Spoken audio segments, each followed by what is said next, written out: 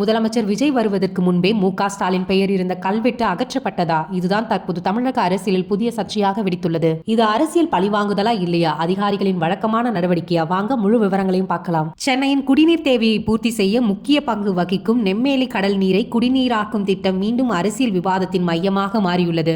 செங்கல்பட்டு மாவட்டம் நெம்மேலியில் அமைந்துள்ள இந்த திட்டத்தை முதலமைச்சர் விஜய் நேரில் பார்வையிட உள்ள நிலையில் திட்டத்தின் இரண்டாவது அழகுக்காக வைக்கப்பட்டிருந்த அடிக்கல் கல்வெட்டு அகற்றப்பட்டதாக தகவல் வெளியாகியுள்ளன. இதையடுத்து இந்த விவகாரத்தில் திமுக கடும் கண்டனம் தெரிவித்துள்ளது. தங்களது சமூக வலைதள பதிவில் இந்த திட்டத்தின் முதல் கட்டம் திமுக ஆட்சி காலத்தில் தொடங்கப்பட்டதாகவும் பின்னர் இரண்டாவது அழகுக்கான அடிக்கல்லை அப்போது முதலமைச்சராக இருந்த ஸ்டாலின் நாட்டியதாகவும் திமுக குறிப்பிட்டுள்ளது. தற்போது திட்ட பணிகள் நிறைவடையும் நிலையில் இருக்கும் நேரத்தில் முதல்வர் விஜய் வருகையை முன்னிட்டு அந்த கல்வெட்டு அகற்றப்பட்டிருப்பது ஏற்றுக்கொள்ள முடியாதது என்றும் இது தேவையற்ற அரசியல் நடவடிக்கை என்றும் திமுக குற்றம் சாட்டியுள்ளது. மேலும் புதிய திட்டங்களை அறிவிக்கும் பதிலாக முந்தைய அரசின் அடையாளங்களை அகற்றும் பணியில் தான் அரசு ஈடுபட்டுள்ளதாக திமுக விமர்சனம் செய்துள்ளது.